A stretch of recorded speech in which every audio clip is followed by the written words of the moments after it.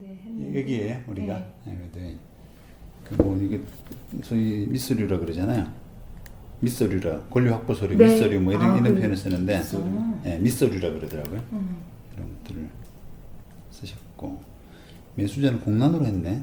왜냐면 계속 넘어갈 거니까 그 사람들이. 근데 저는 여기가 많이 올라서 언제 팔았죠? 이게 하자마자 풀었으니까 작년 당첨되자 바로 팔았어요. 11월? 10월? 작년 10월 11월? 작년 10월 11일. 네.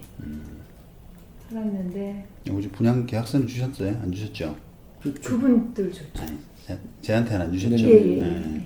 그게 분양 계약 날짜가 언제예요? 작년 10월 11월. 그 날짜 딱 못 박혀 있잖아요. 그렇죠. 네. 언제쯤이에요, 정확하게? 정확하게 알아야 돼요? 이제 왜냐하면 이제 우리가 지금 이게 뭐 지금 사실은 뭐 저는 이제 이런 상담을 많이 하기 때문에 네.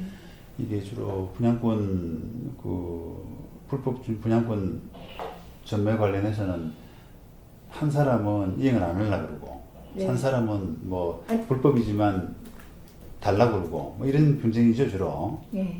그리고 또 한 사람은 대가를 좀 더 받아야겠다 이런 입장이고 네. 보통 그런 분쟁이거든요. 네. 그러면 이제 그걸 두고 이게 불법이라고 하는 부분이 그 계약에 어떤 영향을 미치느냐 네. 그런 이제 논쟁이 네. 쭉 되어 왔거든요. 네. 근데 이제 아시다시피 뭐 대법원 판례는 그걸 법리적으로 이제 단속 법규라 그래서 단속 규정이라 그래가지고 네.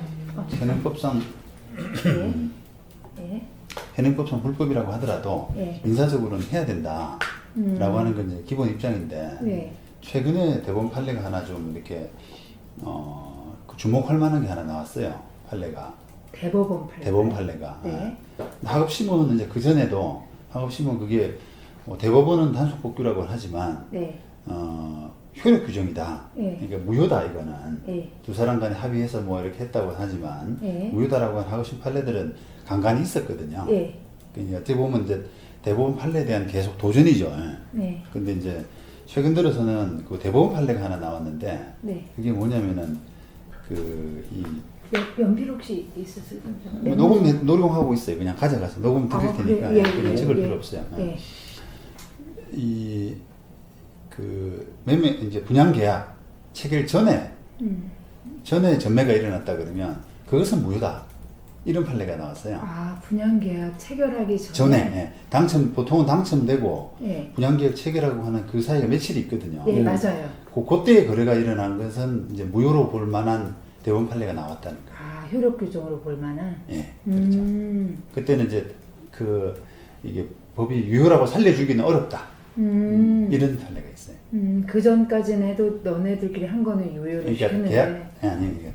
계약 그 전에는 그 시점을 기준으로 해가지고 무효다 유효다 이렇게 판단한 건 아니에요. 네. 근데 네. 기본적으로는 어쨌든 이게 불법으로 거래된 거긴 하지만 네. 그래도 당사자끼리는 유효하다라고 하는 게 기본 틀이었거든요. 네. 근데 이제 그게 2000 봅시다만 내가 글 쓴 게 하나 있어가지고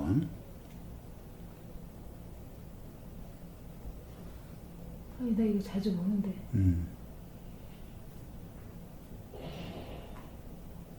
여기 있네.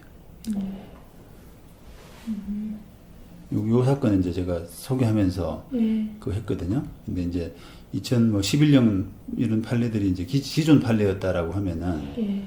여기 17년 10월에 네. 선고됐는데 요 판결을 이야기하는 건데요. 네. 요 판결은 이제 구체적으로 이주택주구나. 이주택주구나. 그러니까 이제 네. 그거를 이게 일반 아파트 분양권은 아니고 네. 유주택지 관련해서 판단했는데 네. 제가 이제 요 칼럼도 뭐 보내드릴 수 있는데요. 네. 그 칼럼을 분석해 보니까 그게 대상의 문제가 아니고요. 뭐 그게 아파트 분양권이냐 유주택지냐 뭐 다른 물건이냐 그런 문제가 아니고 계약 체결 시점 전에 전매된 거 그리고 이런 부분을 더 중요시하더라고요. 예. 그렇다 그러면 이제 그 유주택지의 대법원 판례에서 이제 그 판단했던 어떤 네. 논리가 아파트 분양권에도 그대로 적용될 수 있는 것처럼 네. 그렇게 저는 판단이 되더라고요. 예. 그래서 이제 대뜸 제가 여쭤보는 게 네. 분양계약 체결이 언제 됐고 네. 그 다음에 이제 우리는 그 분양계약 체결 시점으로 해서 돈을 언제 상대방한테 피해를 언제 받았는지 네. 프리미엄을 그걸 제일 먼저 여쭤봐요. 그러면 그건 확실히 답변 드릴 수 있어요. 당첨되고 계약하기 전에 이 전매를 한 건 사실이에요. 그럴 거예요. 그러니까, 사실이고, 예. 그래서 예. 그게 그 대법원 판례가 사실은 이제 이게 그 날짜로 보면은 이게 당첨되고 나서 그 계약 체결하는 그 사이가 며칠밖에 안 되는데 날짜로 보면은 되게 적용 범위가 좁은 판례 같지만, 네. 근데 이게 유죄 택지는 길거든요. 네, 맞아요. 유죄 택지는 그 당첨되고 나서 그러니까 소위 말하면 권리자가 정해지고 나서 네. 실제로 유죄 택지 계약을 하는 시점은 상당히 길어요. 네. 1년, 2년 이렇게 걸리게 되거든요. 근데 이거는 그렇지만 이건 일주일 정도. 아파트 분양권은 불과 며칠밖에 안 되는데도 네. 이게 왜 의미가 있냐면은 상당히 이때 거래가 많이 일어나요. 네, 맞아요. 당첨되자마자 팔거든요. 네. 그러니까. 네. 그러니까 이게 상당히 파워풀한 판례의 의미가 상당히 파워풀한 의미가 있는 거예요. 적용 범위가 굉장히 넓을 수 있는. 그렇구나. 네.